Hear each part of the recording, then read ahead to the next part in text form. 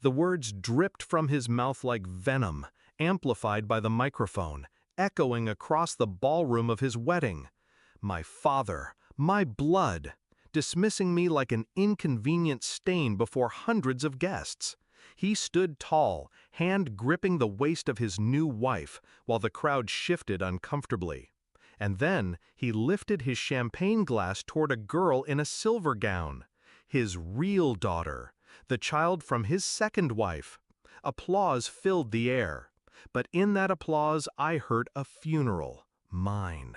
Until she saw me, her eyes widened, her glass slipped from her hand, and she screamed, "Oh my God, she is my—" The music choked, the crowd froze, and I smiled. I grew up in shadows. My father never denied me food, never denied me shelter, but love, recognition, a name spoken with pride, those were luxuries reserved for someone else. I was the mistake, the accident, the whisper he buried under wealth and reputation. At school events, he never came. Birthdays, he stayed busy. My mother told me to be patient, but patience rotted into clarity. He didn't want me. Still, I clung to fragments of hope, a glance, a gift, an ounce of approval, until I learned the truth. The truth carved into legal documents I was never meant to see. My father had paid lawyers to erase me, to remove my inheritance, to funnel everything into a trust for his real family.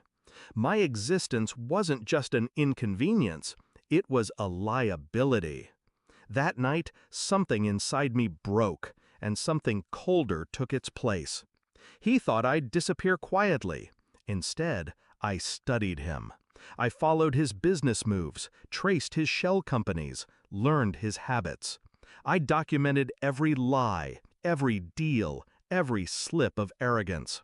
I kept silent, playing the role of the forgotten child. Until the wedding invitation arrived.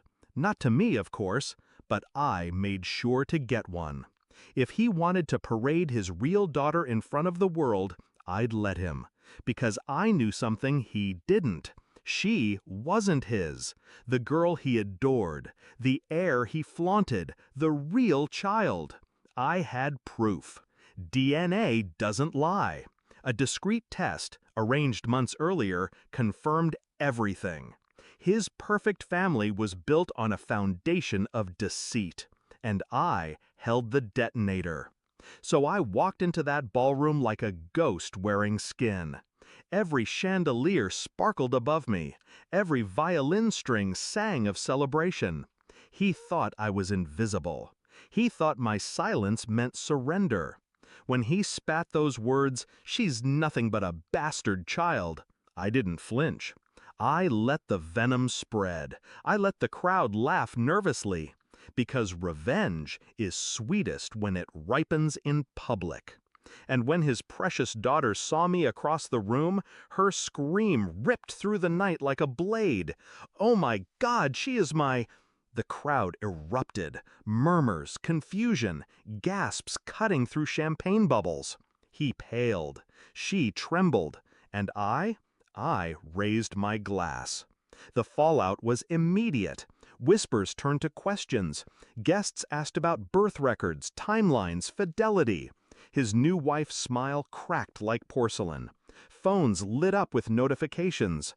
Because while the ballroom panicked, my evidence went live. Articles, photos, legal documents, the DNA report. Everything I'd gathered released to journalists, timed perfectly to the hour. Headlines bloomed. Business mogul lied about heiress.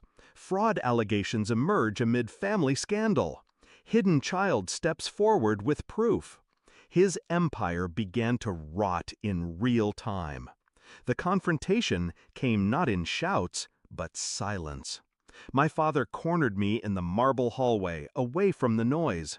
His face was pale, his eyes bloodshot, his voice trembling with rage. "You planned this," he hissed. I looked him dead in the eye. "I learned from you." His hand twitched, as if to strike, but he stopped because cameras flashed behind us, witnesses, and he knew. The performance was over, the mask shattered. By dawn, his accounts were frozen.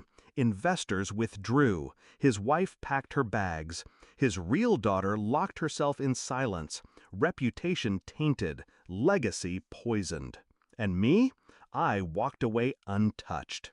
Because revenge isn't about noise, it's about precision. Sometimes I think back to the moment he called me a bastard. The pride in his voice, the smugness in his smile. Now the world calls him worse: fraud, liar, disgrace. He wished me invisible, but I made sure everyone saw me, not as his mistake, but as his undoing. He built his empire on lies. I ended it with truth. And when people ask if I regret it, I answer simply, no. Because daughters like me don't wait for love. We build empires out of silence, and then we burn down those who tried to erase us.